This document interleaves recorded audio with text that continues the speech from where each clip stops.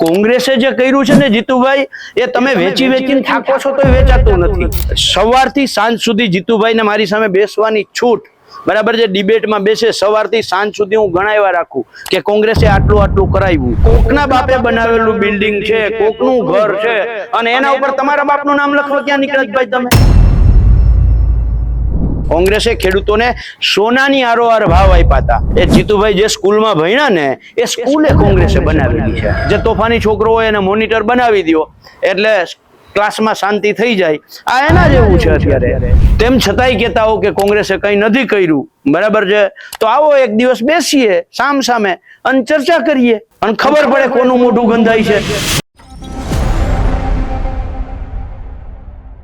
નમસ્કાર, હું છું ગુમિત જાની, આપ જોઈ રહ્યા છો સત્યાર્થ મંથન। ગુજરાતની રાજનીતિમાં અત્યારે ચેલેન્જ પોલિટિક્સ બહુ ચાલી રહ્યું છે। રાજનૈતિક આગેવાનો એ સત્તા પક્ષના હોય કે વિપક્ષના હોય, એકબીજાને અલગ અલગ મુદ્દા પર સતત ચેલેન્જ ફેંકતા આવ્યા છે, પડકાર ફેંકતા આવ્યા છે। વધુ એક પડકાર ફેંકવામાં આવ્યો છે હાલ ગુજરાત રાજ્યના કૃષિ મંત્રી જીતુભાઈ વાઘાણી દ્વારા। ગઈકાલે તેમને કેબિનેટની બેઠક પછી એક પ્રેસ કોન્ફરન્સ કરી અને પ્રેસ કોન્ફરન્સની અંદર તેમને કોંગ્રેસ મુદ્દે જ્યારે પત્રકારે સવાલ પૂછ્યો ત્યારે તેમને કોંગ્રેસ સામે એવો પડકાર ફેંક્યો છે અને આક્ષેપ કર્યા છે કે અમારી આટલા વર્ષથી આ સરકાર છે, કોંગ્રેસની સરકાર એમની હતી ગુજરાતની અંદર ત્યારે તેમને ખેડૂતો માટે શું કર્યું। શરૂઆત તેમને ત્યાંથી પણ કરી કે ટ્રેક્ટરની સબસિડી એ નરેન્દ્રભાઈના શાસનમાં 1 લાખ રૂપિયાની આપવાની શરૂઆત અમે કરી, યંત્રો પર સબસિડી આપવાની શરૂઆત અમે કરી। કોંગ્રેસ એ માત્ર ને માત્ર લોભામણી લાલચ આપી અને ભરમાવે છે। જો સાચું હોય તો કોંગ્રેસ એમના શાસનમાં કેટલી સબસિડી આપતી હતી એ અમને જણાવે અને પછી હું એમનાથી કેટલી અમે લોકોએ વધારાની સબસિડી આપી, કેટલી સહાય કરી, શું યોજના હતી એ હું જણાવીશ। કોંગ્રેસનું મોઢું ગંધાય છે, આ પ્રકારના તેમના શબ્દો હતા। આ મુદ્દા પર વિશેષ વાત કરવી છે, તેમની ચેલેન્જ ફેંક્યું છે, એટલા માટે મારી સાથે કિસાન કોંગ્રેસના આગેવાન પાલભાઈ આંબલિયા છે ને તેમની સાથે આ મુદ્દા પર વિસ્તૃત વાત કરવી છે। પાલભાઈ નમસ્કાર, આપનું સ્વાગત। નમસ્કાર પાલભાઈ, જીતુભાઈ વાઘાણીએ જે આખી વાત કહી, કૃષિ મંત્રી છે રાજ્યના, અને જે મુદ્દે તેમને ચેલેન્જ ફેંકી છે, સૌ પહેલા તો તમે એને કેવી રીતે જુઓ છો? નહીં, જીતુભાઈ વાઘાણી જે સમજવા જેવું એ છે કે જેની 30 વર્ષથી સરકાર સતત છે, બરાબર છે, આ તમે જોયું આજકાલ સોશિયલ મીડિયામાં એક કોમન પોસ્ટ તમને જોવા મળે કે લોકસભાની અંદર છેલ્લા 11 વર્ષમાં કોઈ એક વ્યક્તિ એવી ગેરહાજર, એક વ્યક્તિ ગેરહાજર કાયમી નથી રહી, અને એ છે જવાહરલાલ નહેરુ। જે ભાજપની પદ્ધતિ છે, બરાબર છે, કે ભૂતકાળને કારણ વગરનો ઉખેરવો, એને વિચિત્ર રીતે રજૂ કરવો, એ જ રીતે જીતુભાઈએ રજૂ કર્યો છે। હવે જીતુભાઈ એમ કે છે કોંગ્રેસે કર્યું શું, બરાબર છે, ત્યારે સવાલ એ છે કે જીતુભાઈ ભૂલી જાય છે કે ગુજરાતમાં ખેડૂતોને સોના જેવો ભાવ, દરેક ખેત પેદાશનો સોના જેવો ભાવ કોંગ્રેસની સરકારે આપ્યો હતો। સોનાની હારે સરખામણી કરી શકાય કે 1 તોલું સોનું અને 1 ખાંડી મગફળી, 1 તોલું સોનું અને 4 તોલા ઘઉં, આ જે ભાવ છે ને, આ ભાવ એ કોંગ્રેસના શાસનમાં આવ્યો છે। પણ છેલ્લા 30 વર્ષમાં સતત ભાજપની સરકાર રહી છે, એટલે લોકો ક્યાંક ને ક્યાંક આ રીતે જે નવા યુવાનો છે એને ગુમરાહ કરવાનું કામ કરે છે। હવે એને ટ્રેક્ટરની સબસિડીની જ વાત કરી, તો સબસિડીની શરૂઆત કોણે કરી ટ્રેક્ટરમાં? ખાલી ટ્રેક્ટર જ નહીં, ખેત ઓજારની અંદર દાતરડાથી ચાલુ કરી અને ટ્રેક્ટર સુધી તમામ ખેત ઓજારોમાં સબસિડીની શરૂઆત મનમોહનસિંહ કરી, બરાબર છે। તમે આ સબસિડીમાં જીતુભાઈ અને એની સરકારે એટલે માનનીય નરેન્દ્ર મોદી સરકારે શું કર્યું કે ખેડૂતોને સબસિડી આપે 60,000ની અને જીએસટી ઉઘરાવે 72,000ની। તો તમે સબસિડી આપો છો કે 12,000 ખેડૂતો પાસેથી વધારે લ્યો છો? જીતુભાઈ આનો જવાબ દેવો જોઈએ। પણ મારે એમને કેવું છે કોંગ્રેસે શું કર્યું અને એની સામે ભાજપે શું કર્યું। દાખલા તરીકે કોંગ્રેસ આજથી 30 વર્ષ પહેલા આખા ગુજરાતની અંદર નાળિયેરી હોય, ડાંગર હોય, બાજરો હોય, ઘઉં હોય, મગફળી હોય, આ તમામ પાકો માટે નાના, મધ્યમ અને મોટા સંશોધન કેન્દ્રો છોડીને ગઈ હતી। નાળિયેરી સંશોધન કેન્દ્ર, બાજરા સંશોધન કેન્દ્ર, જેને સૂકી ખેતી તરીકે લોકો ઓળખે છે, બરાબર છે, આમાંથી આ જે કોંગ્રેસ છોડીને ગઈ હતી આ તમામ સંશોધન કેન્દ્રો ભાજપે વેચી નાખ્યા છે। આજની તારીખમાં એક પણ સંશોધન કેન્દ્ર કાર્યરત હોય તો એનું જીતુભાઈ વાઘાણી નામ આપે। કોંગ્રેસની ખેડૂતો પ્રત્યેની જે માન્યતા હતી અને ખેડૂતો પ્રત્યે જે પ્રેમ હતો એટલે તો દાતા કૃષિ યુનિવર્સિટી હોય કે જુનાગઢ કૃષિ યુનિવર્સિટી હોય, આ કૃષિ યુનિવર્સિટીઓ બનાવીને ગયા ને એની અંદર સંશોધિત બિયારણો થતા હતા, પ્રમાણિત જાતો નક્કી થતી હતી. આ પ્રમાણિત જાતો નક્કી કરવા માટે ગાંધીનગરમાં 450 માણસોનો સ્ટાફ હતો. આજે એ બિલ્ડિંગની રખેવાળી કરવા માટે ભાડુઆત માણસો રાખ્યા છે. ત્યાં એક પણ માણસ છે નહીં, બરાબર છે. જે અધિકારીઓ છે એ માત્ર કાગળ ઉપર છે. કોંગ્રેસે જ્યારે જમીનમાં ધોવાણ થતું ત્યારે જમીન વિકાસ બેંક હતી. આ જમીન વિકાસ બેંક લોન આપતી હતી. ખેડૂતોને ધોવાણ થાય તો દરેક વખતે ખેતીમાં ધોવાણ સામે ખેડૂતને સહાય કોંગ્રેસના શાસનમાં મળતી હતી. આ તમે જમીન વિકાસ બેંકની અંદર જે રીતે ભ્રષ્ટાચાર પકડાયો, સામાન્ય રીતે ભ્રષ્ટાચાર પકડાય તો ગુમણું અહીંયા થાય ભ્રષ્ટાચાર રૂપી તો આખો હાથ ના કાપવાનો હોય, ગુમડાની દવા કરવાની હોય. આ ભાજપ સરકારે શું કર્યું? આખી જમીન વિકાસ બેંક જ બંધ કરી દીધી, બરાબર છે. માત્ર નામ ઉપર હાલે છે. જમીન વિકાસ નિગમ હતું, આખું જમીન વિકાસ નિગમ બંધ કરી દીધું. એટલે કોંગ્રેસ શું કર્યું? જીતુભાઈ, અત્યારે તમે જે ટેકાના ભાવે ખરીદી કરો છો ને નાફેડ દ્વારા, એ નાફેડ સંસ્થાની સ્થાપના કોંગ્રેસે કરી છે. જે ખાતરમાં તમે 40%ની ઘટ ઊભી કરી અને કૃત્રિમ જે ખાનગી કંપનીઓને તમે પ્રમોટ કરવા માટે ઇફકો ને ક્રિબકો જે સંસ્થા છે, આ સંસ્થાની સ્થાપના કોંગ્રેસે કરી છે. પશુપાલકો માટે તમામ ડેરીઓ છે એ કોંગ્રેસ બનાવીને ગઈ છે. જે માર્કેટિંગ યાર્ડમાં ટેકાની ખરીદી થાય છે, આ માર્કેટિંગ યાર્ડો કોંગ્રેસ બનાવીને ગઈ છે. ગુજરાતમાં 271 કરતા વધારે ડેમ કોંગ્રેસની સરકારોએ બનાવેલા છે. અને તમે જે ડેમો બનાવ્યા એ બોરીબંધ બનાવ્યા, અને બોરીબંધમાં તમે માત્ર અને માત્ર ભ્રષ્ટાચાર કર્યો. તમામ બોરીબંધો તણાઈ ગયા. સવારથી સાંજ સુધી જીતુભાઈને મારી સામે બેસવાની છૂટ, બરાબર છે. ડિબેટમાં બેસે સવારથી સાંજ સુધી હું ગણાવ્યા રાખું કે કોંગ્રેસે આટલું કરાવ્યું. હવે એ લોકોએ શું કર્યું છે? જેવી રીતે બોરી બંધ કર્યા છે, બરાબર છે, જેવી રીતે જમીન વિકાસ નિગમ બંધ કર્યું. પાક વીમા યોજનાની શરૂઆત કોણે કરી? કોંગ્રેસે કરી. તો તમે પાક વીમા યોજના કેમ બંધ કરી દીધી ભાઈ? જેમ જમીન વિકાસ નિગમની અંદર ભ્રષ્ટાચાર આવ્યો, તમે જમીન વિકાસ નિગમ બંધ કરી દીધું. પાક વીમામાં અમે એના મોઢા ઉપર ભ્રષ્ટાચાર માર્યો તો પાક વીમા યોજના જ બંધ કરી દીધી. અમે એમ કહેતા હતા ખાનગી કંપનીઓ પાસેથી તમે બંધ કરો. સરકારી કંપનીઓ દ્વારા જો કોંગ્રેસના સમયમાં જે રીતે પાક વીમા યોજના હાલતી હતી એવી રીતે ચાલુ રાખો તો ખેડૂતોને ફાયદો થાય અને સરકાર ઉપર ખોટો ના આવે. અત્યારે તમે જે આ કૃષિ સહાય આપી છે, બરાબર છે, SDRF મુજબ, આ SDRF ની શરૂઆત કોંગ્રેસે કરી છે, NDRF ની શરૂઆત કોંગ્રેસે કરી છે. અને કોંગ્રેસના સમયમાં આવી જ્યારે પરિસ્થિતિ થતી હતી, દુષ્કાળ હોય, અતિવૃષ્ટિ હોય, કમોસમી વરસાદ હોય, તો એવા સમયની અંદર કોંગ્રેસમાં SDRF મુજબ લાભ મળતો હતો અને પાક વીમા યોજનાનો લાભ મળતો હતો. તમે દુષ્કાળની વાત કરી, એને એવું કહ્યું કે દુષ્કાળમાં ખેડૂતોએ પાસેથી ચોકડીઓ ખોદાવડાવી, આવા શબ્દો એમના હતા. મારે એમને કેવું છે કે એ જે દુષ્કાળ પડ્યો ને એ છેલ્લા 100 વર્ષમાં ક્યારેય નહોતો પડ્યો. એવો 86, 87, 88 નો દુષ્કાળ પડ્યો હતો. તો એ ચોકડીઓના કારણે લોકોને રોજગારી આપી અને રોજગારીની હારે ખેડૂતોને એ જે પૈસા આપતા ને એમાં 50% ઘઉં એટલે કે અનાજ આપતા હતા અને 50% રોકડ એટલે કેશ, એટલે ખેડૂતને અનાજ પણ મળે અને એનું જે રોકડ, બરાબર છે, એ પણ મળે. પશુઓ માટે લીલી શેરડી પહોંચાડેલી છે. એ સમયમાં પશુઓ માટે લીલી શેરડી પહોંચાડેલી છે અને ટ્રેનથી પાણી લોકોને પહોંચાડેલું છે. ત્યારે આટલી સાધન કે સગવડતાઓ નહોતી, બરાબર છે. ત્યારે એટલો દેશ પણ ડેવલપ થયેલો નહોતો, કારણ કે દેશ ધીરે ધીરે, જીતુભાઈ જૈનમાં ત્યારે બાળક હતા, એણે કહ્યું કે ત્યારે કેટલા ટ્રેક્ટર હતા અને અત્યારે કેટલા ટ્રેક્ટર છે. જીતુભાઈ રાતોરાત આજે જે ઉંમરના છે એ ઉંમરના રાતોરાત થઈ ગયા છે. તો જેવી રીતે દેશ ધીરે ધીરે પ્રગતિ, જેવી રીતે જીતુભાઈ ધીરે ધીરે પ્રગતિ કરી, મોટા થયા, બરાબર છે, એવી જ રીતે દેશ ધીરે ધીરે પ્રગતિ કરતો. ત્યારે ટ્રેક્ટર બનાવવા વાળાઓને, બરાબર છે, કોંગ્રેસ સરકાર સહાય કરતી હતી.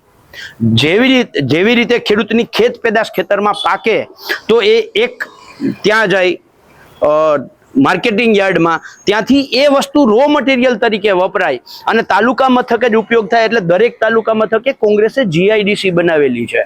એટલે કોંગ્રેસે જે કર્યું છે ને જીતુભાઈ, એ તમે વેચીને થાકો છો તો વેચાતું નથી. આ તો હું વળી ક્યાંક નવું નામ દઈશ ને તો તમે નવું છે એ વેચી નાખશો.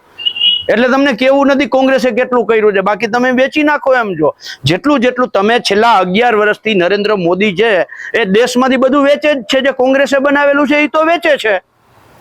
તમે શું કરો છો? તૈયાર નામ ઉપર સરદાર પટેલ સ્ટેડિયમનું નામ વીખી અને ત્યાં નરેન્દ્ર મોદીનું નામ કરી નાખો છો.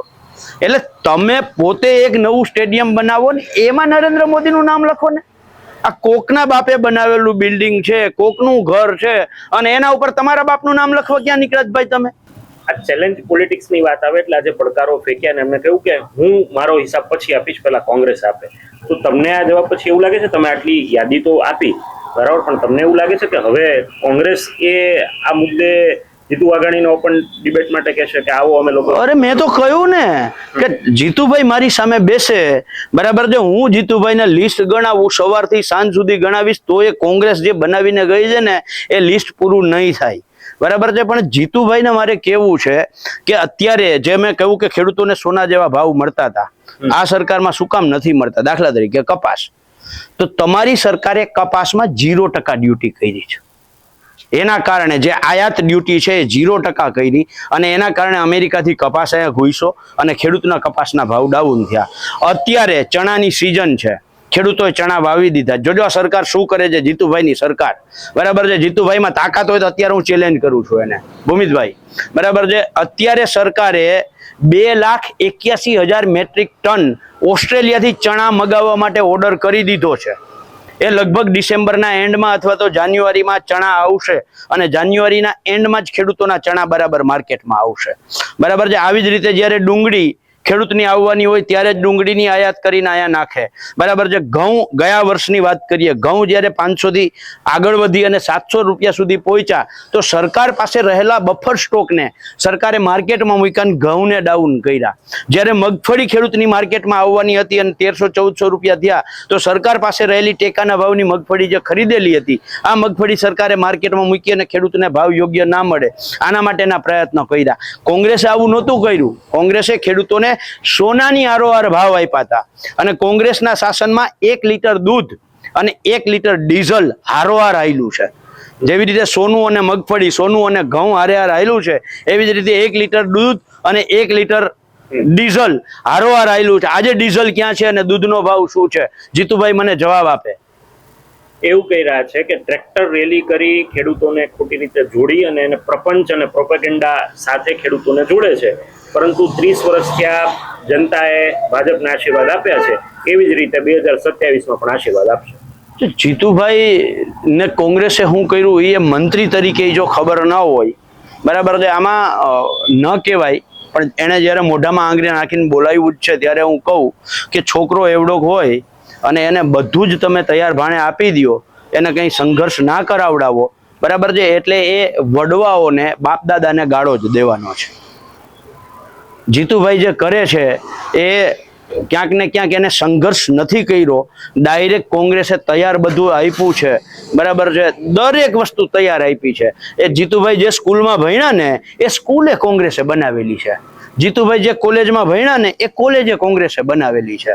ભાજપે બનાવેલી કોલેજમાં નથી ભણ્યા બરાબર છે. એટલે સવાલ એ છે કે આજે મેં કહ્યું ને કે છોકરો વંઠેલ છોકરો કહેવાય, બગડી ગયેલો છોકરો કહેવાય, જે બાપ દાદાનું વેચી નાખતો હોય, મોજ મજા કરતો હોય બરાબર છે. એવી જ રીતે તમે જો મેળાવડા ને બધું થાય, વડાપ્રધાન આવે તો તમે ઓછામાં ઓછું 1.5-2 કરોડનું હમણાં કંઈક રિપોર્ટ એવો આવ્યો છે કે 1.5-2 કરોડનું તો ખાલી પાણી પીવાનું છે બરાબર છે. 1.5-2 કરોડનું એટલે આ જાહો જલાલી બાપ દાદા મૂકીને ગયા છે બરાબર છે, એમાં દેવું કર્યા રાખે છે અને વેચા રાખે છે. તો આમાં કોઈ પણ માણસને પૂછશો કે આ રીતે બાપનું બધું વેચતો હોય છોકરાને શું કહેવાય બરાબર છે, તો આ જીતુભાઈને એના ઉપરથી સમજી જવું જોઈએ કે શું કહેવાય.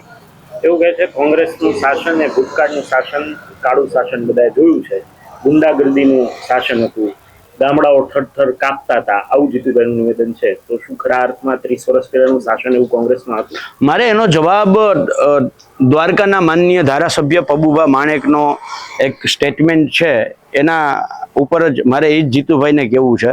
એમાં પબુભા એવું કહે છે કે અત્યાર સુધી ગુજરાતમાં શું કહેવાય કર્ફ્યુ જેવા માહોલ થતા હતા, કોમી રમખાણો થતા હતા, હવે કેમ નથી થતા? આવો પોતે ને પોતે સવાલ પૂછે છે અને પાછો જવાબ આપે છે કે જે કરતા હતા એ દિલ્હી જતા રહ્યા છે બરાબર છે. એટલે આના ઉપરથી જે કરાવતા હોય ને, જેવી રીતે એને કહ્યું કે મોઢું ગંધાય છે કોંગ્રેસનું, જેનું ખુદનું મોઢું ગંધાતું હોય ને એને જ મોઢું ગંધાવાનું યાદ આવે જે લોકો આવું કરતા હોય ને એને ખબર છે કે એ જ આવું કરાવતા હતા સત્તામાં બેસવા માટે. દાખલા તરીકે એનો જ ભારતીય કિસાન સંઘ છે, ખેડૂતોની પીઠમાં ખંજર ભોંક્યું છે. બરાબર છે. ભારતીય કિસાન સંઘે ભાજપ સત્તામાં આવી ત્યાં સુધી રોડ રસ્તા ખોદી નાખતું હતું, ઝાડવાઓ રસ્તા ઉપર ફેંકી દેતું હતું. આજે એ જ ભારતીય કિસાન સંઘ જમીન માપણીના મુદ્દે કેમ ચૂપ છે? પાક વીમાના મુદ્દે કેમ ચૂપ છે? ખેડૂતોને ખાતર નથી મળતું કેમ ચૂપ છે? આટલી મોટી નુકસાની થઈ ખેડૂતોને, પાક નુકસાની જે થઈ, અને તેમ છતાંય ભારતીય કિસાન સંઘ કેમ નથી બોલતું? એટલે આ બધું જ જ્યાં ભારતીય કિસાન સંઘનું જે ઉદાહરણ છે, જેવી રીતે મેં પબુભા માણેક માનનીય ધારાસભ્યશ્રીનું ઉદાહરણ તમને આપ્યું કે એના એક વાક્ય આવું હતું. બરાબર છે. આમ અંદરની વાત હોય ને ક્યારેક બહાર નીકળી જાય. બરાબર છે. એટલે જે લોકો કરાવતા હોય એ જ લોકોને આવા વિચારો હોય ને એટલે જે વિચારો આવે, મોઢું ગંધાવાના ને, રમખાણો કરવાના ને, શું કહેવાય, ગુંડાગર્દીના ને. બરાબર છે. એનો અર્થ એવો કે તમે જ કરાવતા હતા, હવે તમે સત્તામાં આવી ગયા એટલે આપણે ઓલું સ્કૂલમાં ખબર યાદ હોય તો કે જે તોફાની છોકરો હોય એને મોનિટર બનાવી દો એટલે ક્લાસમાં શાંતિ થઈ જાય. આ એના જેવું છે અત્યારે. તમે જે ખેડૂતોની જન આક્રોશ યાત્રા કરી, કિસાન આક્રોશ યાત્રા કરી, ટ્રેક્ટર લઈને સૌરાષ્ટ્ર ગુજરાતમાં કર્યા, એના પરથી તમને શું ચિતાર મળ્યો? એ યાત્રાનો ફળશ્રુતિ રૂપે તમને શું લાગે છે? લોકોનું, ખેડૂતોનું ખાસ કરીને જનસમર્થન અને જે મુદ્દાઓ તમારા સુધી પહોંચતા હતા એનાથી તમને શું લાગે છે? જો પહેલા નાફેડ દ્વારા આ એક લેટર આવ્યો હતો કે જે એને આ જીતુભાઈ કાલે વાત કરી કે ખેડૂતોને અમે પાક નુકસાની અને ટેકાના ભાવે ખરીદી બંને કર્યું, આવી એને વાત કરી. બરાબર છે. આજ અમે ટ્રેક્ટર યાત્રા કાઢી એની પહેલા, બરાબર છે, આ સંસ્થાએ જ, બરાબર છે, નાફેડ કે હું ભૂલી ગયો સંસ્થાનું નામ, બરાબર છે, પણ સહકાર મંત્રાલયનો એક પાર્ટ હતો. એણે એવું કહ્યું હતું કાં ખેડૂતો ટેકાના ભાવે મગફળી વેચે અથવા તો કૃષિ સહાયનું ફોર્મ ભરે. આ ટ્રેક્ટર યાત્રા નીકળી એટલે તરત લેટર પાછો લેવાયો. અચ્છા. બરાબર છે. આ ટ્રેક્ટર યાત્રા નીકળી એટલે 10,000 કરોડનું પેકેજ, આ ક્ષુલ્લક પેકેજ છે, પડીકા સમાન પેકેજ છે, પણ 10,000 કરોડનું અમે અમરેલી પહોંચ્યા હતા ત્યાં તો પેકેજ સરકારે જાહેર કરવું પડ્યું. નંબર 3, જે પાક નુકસાનીનું વળતર લાંબા સમયે આવતું હતું, બરાબર છે, હું યાદ કરાવવા માંગુ છું જીતુભાઈને કેવા લાંબા સમયે આવતું હતું. ગયા ઓક્ટોબર મહિનાનું પેકેજ આ ભાજપ સરકારે જ જાહેર કર્યું હતું. આ ઓક્ટોબર નહીં, ઓક્ટોબર 2024 કમોસમી વરસાદ, આવો નવો વરસાદ હતો, એનું પેકેજ સરકારે જાહેર કરી દીધું. આટલું નુકસાન થયું, ખેડૂતોને વળતર આપશો જાહેર કરી દીધું. આજની તારીખમાં 1 રૂપિયો એનો મળ્યો નથી. 1 વર્ષ થયું, 1 વર્ષ માથે થયું. ઓક્ટોબર જતો રહ્યો, નવેમ્બર છે, બરાબર છે. એટલે આ જે બધું જ ટેકાના ભાવે તાત્કાલિક રૂપિયા પડવા માંડ્યા. આ બધું એટલા માટે કે કોંગ્રેસની સતત આ જે યાત્રા ચાલુ છે અને આ યાત્રાનું પ્રેશર સરકાર ઉપર છે, બરાબર છે, એટલા માટે આ બધું જ થાય છે. અને જે 10,000 કરોડનું પેકેજનું વારે વારે વખાણ કરે છે, ઐતિહાસિક પેકેજ. હા, ઐતિહાસિક પેકેજ, મારે એને યાદ કરાવવું છે, જીતુભાઈનું જ વાક્ય યાદ કરાવવું છે. એ હમણાં ખોડલધામ આવ્યા હતા અને ખોડલધામમાં જીતુભાઈએ એવું કહ્યું હતું કે 80 વર્ષ, હું બહુ બધા લોકોને મળ્યો, બહુ બધા લોકોએ એવું કહ્યું કે 80 વર્ષમાં આવો કમોસમી વરસાદ નથી થયો. એનો અર્થ એવો કે ઐતિહાસિક કમોસમી વરસાદ હતો. તો તમે ઐતિહાસિક પેકેજ તો ના આપી શક્યા. તમે શું કર્યું છે? બહુ સમજવા જેવી વાત છે જે જીતુભાઈ કહે છે, આ લોકો શું કરે છે, દાવો કરે છે કે ઐતિહાસિક. હા, પણ હું એક દાવામાં એને શું રમત રમી છે એ હું તમને કહું છું. એ એમ કહે છે કે આ ઐતિહાસિક પેકેજ છે, પણ અને અમે જે નિયમો હતા એ નિયમોમાં સુધારા કરી અને ખેડૂતો માટે ઉદાર મન રાખી અને આ 10,000 કરોડનું પેકેજ અમે કર્યું છે. વાસ્તવિકતા એની સમજવા જેવી છે. 10 ઓગસ્ટ 2020 દિવસે મુખ્યમંત્રી કિસાન સહાય યોજના નો પરિપત્ર થયો. એની અંદર લખ્યું છે કે ખેડૂતને SDRF અને મુખ્યમંત્રી કિસાન સહાય યોજના બંનેનો લાભ મળશે. બરાબર છે. તમે SDRF નો લાભ આપ્યો, તમે મુખ્યમંત્રી કિસાન સહાય યોજનાનો લાભ આપ્યો નથી આપ્યો. નંબર 1, એટલે 2 યોજનામાંથી એક યોજનાને પહેલા ગાয়ে ઉડાડી દીધી. બરાબર છે. પછી શું કર્યું?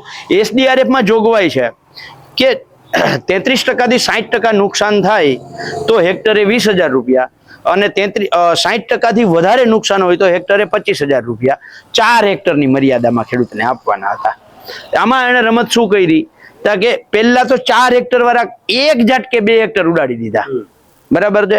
અને બીજું જે 25,000, કારણ કે આ વખતે બધે જ સરકારે પોતે નોંધ્યું છે કે 65%થી 80% સુધીની નુકસાની સરકારે નોંધી છે, બરાબર છે. તો જ્યારે 80% સુધીની નુકસાન હતી એટલે 60%થી ઉપરવાળી નુકસાની લાગુ પડે છે. હેક્ટરે 25,000 મળવા પાત્ર હતા, 25,000 ના 22,000 કર્યા, 4 હેક્ટરના 2 હેક્ટર કર્યા, એટલે 1 લાખ રૂપિયા જે મળે એમ હતા, આ 1 લાખ રૂપિયા ડાયરેક્ટ ઉડાડી દીધા. એમાંથી 46,000 ડાયરેક્ટ 56,000 ઉડાડી દીધા, માત્ર 44,000 ખેડૂતને આપ્યા. બીજું માની લો કે આ SDRF ની યોજના છે તો મુખ્યમંત્રી યોજના જ આખી તમે ઉડાડી દીધી, એટલે 1,44,000 જે ખેડૂતને મળવા પાત્ર હતા એમાંથી માત્ર ને માત્ર 44,000 આપ્યા છે. કોંગ્રેસે શું કર્યું? કોંગ્રેસે કોઈ દિવસ આવું નથી કર્યું. હવે જીતુભાઈ તમે નક્કી કરો મોઢું કોનું ગંધાય છે, ખેડૂતોની બાબતમાં મોઢું કોનું ગંધાય છે? જીતુભાઈ પોતે નક્કી કરવાનું છે કે કેવી રીતે. તમે પાક વીમા યોજના તો આખી બંધ કરી દીધી. જો પાક વીમા યોજના હોત તો આજે ખેડૂત છાતી ઠોકીને કહી હગત કે ભાઈ મને આટલું નુકસાન થયું છે, મેં પ્રીમિયમ ભર્યું છે. જેવી રીતે તમારી કારને, તમારી મોટરસાઇકલને એક્સિડન્ટ થાય તો જે પ્રીમિયમ ભર્યું એ પ્રમાણે તમારી કારને, તમારી બાઇકને વળતર મળે છે, બરાબર છે, વીમો મળે છે.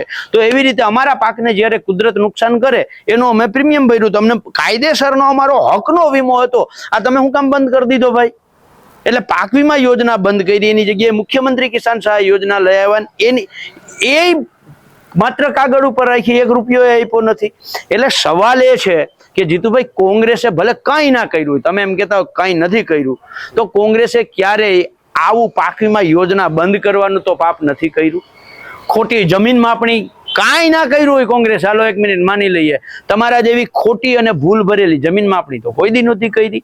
મારે જીતુભાઈને એટલું જ કહેવું છે કે જીતુભાઈ તમારા નામે જે હાથબાર છે ને, જે તમને ખેડૂત તરીકેનો માલિકી હક આપે છે, આ હાથબાર કોંગ્રેસે આપ્યું છે. ખેડે એની ખેતી અને વાવે એની જમીન, આ કોંગ્રેસે ખેડૂતને આપ્યું છે. જે ભૂદાન ચળવળના માધ્યમથી જે ભૂમિહીન હતા એવા ગરીબ વર્ગને ખેતી કરતા અને એમને માલિકી હક, એને જમીન કોંગ્રેસે આપી છે. અને કોંગ્રેસ અત્યારે તમે ખેડૂતો જ્યારે બિયારણ વાવી દે ને પછી તમે નાટક પૂરતું ખેડૂતોને બિયારણની કીટ આપવાની જાહેરાત કરો છો. ક્યારે કરે છે? ખેડૂતો વાવી દીધા પછી અઠવાડિયા પછી બિયારણને શું કરવું? બહુ સ્પષ્ટ છે કે એનો ભ્રષ્ટાચાર કરવો છે. એટલે કોંગ્રેસના સમયમાં તગાવી આપવામાં આવતી હતી, જેમાંથી ખેડૂત ખાતર અને બિયારણ લઈ શકે, દરેકને ખેડૂત મળતું હતું. તમારી જેમ 5-25 ખેડૂતોને નહોતા આપતા, દરેક ખેડૂતને આપતા હતા. એટલે તમે તેમ છતાંય કહેતા હો કે કોંગ્રેસે કંઈ નથી કર્યું, બરાબર છે. તો આવો એક દિવસ બેસીએ સામ સામે અને ચર્ચા કરીએ અને ખબર પડે કોનું મોઢું ગંધાય છે. ચોક્કસથી અમારી સાથે જોડાયા અને વાત કરીએ બદલ આપનો ખૂબ ખૂબ આભાર. તો આ હતા પાલભાઈ આંબલિયા કે જેમને જીતુ વાઘાણી આપેલો પડકાર તેમને સ્વીકાર્યો છે, અને તેમને એવું કહ્યું છે કે આવો સામે આપણે ડિબેટ કરીએ, વાત કરીએ. કોંગ્રેસના કામો હોય પાલભાઈ ગણાવશે અને ભારતીય જનતા પાર્ટીએ કરેલા કામોની વાત જીતુ વાઘાણી જે હાલના કૃષિ મંત્રી છે તે કરશે. જોકે આ બધા જ વચ્ચે સમજવાની વાત એ છે કે રાજનીતિ બાજુ પર રાખીએ તો ખેડૂતોના મુદ્દા ગુજરાતની અંદર એ રીતે સ્પર્શી રહ્યા છે. ખેડૂતો જે રીતે અત્યારે પોતાની અલગ અલગ માંગોને લઈને સરકારે જે મદદ કરી છે તેને લઈને અસંતોષ છે, તે વાત તો આપણે સ્વીકારવી પડે એ જ પ્રકારે છે, કારણ કે તેમાં જરા પણ ખોટી વાત નથી. પરંતુ આ બધા જ વચ્ચે જ્યારે રાજકીય અને રાજકીય માહોલ જ્યારે ગુજરાતની અંદર ગરમાયો છે ત્યારે સમજવાની વાત એ છે કે રાજનીતિ બાજુ પર રાખીએ અને ખેડૂતોના મુદ્દા પર એક પોઝિટિવ ચેલેન્જ બાજી નહીં, પરંતુ એક પોઝિટિવ, એક કહેવાય ને કે એક વાતાવરણ સાથે, એક પોઝિટિવ એટીટ્યુડ સાથે કદાચ કોંગ્રેસને પણ સાથે લઈને જીતુ વાઘાણી આ મુદ્દા પર કામ કરવાની કરશે તો કોંગ્રેસના આગેવાનો પણ તેમને સમર્થન કરશે અને ખેડૂતોનું ભલું થાય એવી આપણે લોકો આશા રાખીએ છીએ. બાકી માત્ર ચેલેન્જ ફેંકવાથી ગુજરાતની જનતાને, ગુજરાતના ખેડૂતોને કશું જ ફાયદો થવાનો નથી. એક પોઝિટિવ એટીટ્યુડ સાથે કામ થાય એવી આપણે દરેક પક્ષ પાસે અપેક્ષા રાખીએ છીએ. ફરીથી મળીશું નવી વાત અને નવા મુદ્દા સાથે. આપ આ વિડીયોના પ્રતિભાવ આપવાનું કમેન્ટ બોક્સની અંદર ભૂલશો નહીં, જેથી કરીને અમને પણ ખબર પડે કે પાલભાઈએ જે વાત કરી છે તે કેટલી સાચી છે અને આપ તેની સાથે સહમત છો કે કેમ. ફરીથી મળીશું, ત્યાં સુધી જોડાયેલા સત્યાગ્રહ સાથે. નમસ્કાર. સત્યાર્થ મંથનની યુટ્યુબ ચેનલ સબસ્ક્રાઇબ કરવાનું અને બેલ આઇકોન પ્રેસ કરવાનું, સાથે જ સત્યાર્થ મંથનનું ફેસબુક પેજ લાઇક અને ફોલો કરવાનું અને ઇન્સ્ટાગ્રામ પેજ સાથે જોડાવાનું પણ આપ ચૂકશો નહીં. અત્યારે બસ આટલું જ. મને આપશો રજા. આપ જોડાયેલા રહો સત્યાર્થ મંથન સાથે. નમસ્કાર.